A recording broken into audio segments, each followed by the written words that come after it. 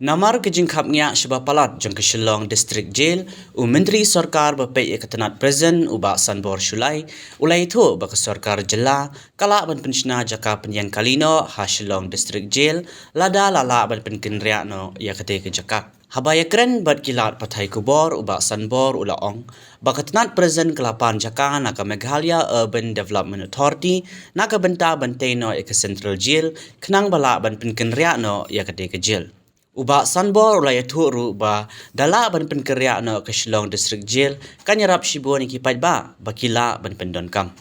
Ya kaderu kana ya sung meeting manakan kita yo beladem te kabut kabangala ya kan baru cuma staru te kabut lamundi ngan ya kan baru cuma star no taka dan ru ka proposal hakaba ngiru ilapan nak ka Department of Prisons kelapan jaka napok kemuda ban set up ya ka Central Jail kerang bingla ban shift no ya ka tega jail ka ban hapo jail road ka lalong so congested tega dirap shibun he ba ya ka tega jaka kipat ba gila ban utilize ha ka ba ka government kala ban pan le se ban le di parking shapo